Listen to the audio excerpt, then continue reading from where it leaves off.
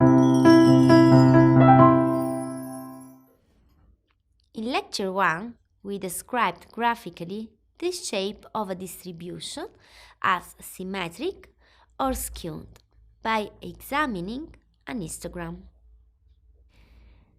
If the center of the distribution is located at the median of the distribution and then divides a graph of the distribution into two mirror images, then the distribution is said to be symmetric. Apart from a visual point of view, that is, by using graphs, we can also describe the shape of a distribution numerically by computing a measure of skewness. The skewness is positive if a distribution is skewed to the right. The skewness is negative for distributions skewed to the left. Finally, the skewness is equal to 0 for distribution such as the bell-shaped distribution, which are symmetric around their mean. If we look at the skewed left distribution, we can spot that the mean is less than the median. If the distribution is skewed right, the mean is usually greater than the median. In a symmetric distribution, the mean and the median are equal. Notice that this relationship between the mean and the median is usually true for continuous numerical variables. It might not be true for discrete numerical variables or for some continuous numerical variables. An example of a typically skewed distribution refers to the incomes. In fact, the distribution of incomes is often right skewed. This is due to the relatively small portion of height values which compose the distribution. The median is the preferred measure to describe the distribution of incomes in a city or in a state or country.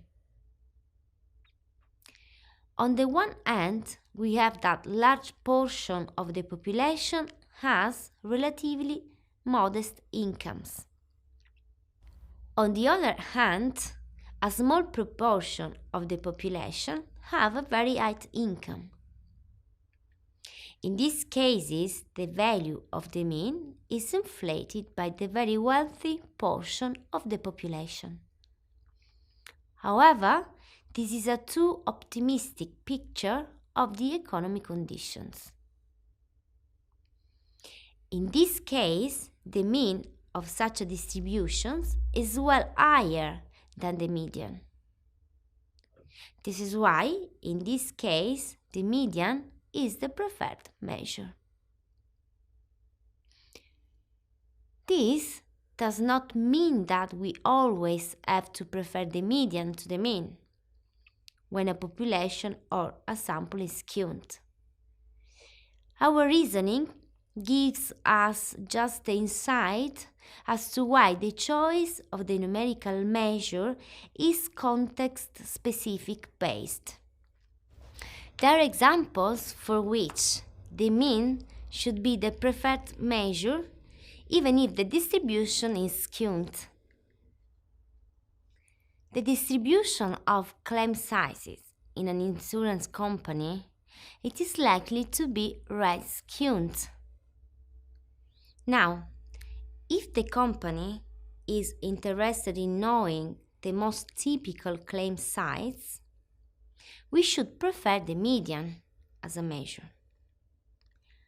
But if the company is more interested in knowing how much money is needed to cover the claims, then the mean should be preferred. Notice that, in spite of the advantage of the median in discounting extreme observations, Still, the mean tends to be the preferred measure. As we will see in Lecture 3, the mean has certain properties which make it more attractive than the median. The main reason is that the theoretical development of inferential procedures based on the mean and the measures related to it is more straightforward than the procedures based on the median. This makes the mean more efficient than the median.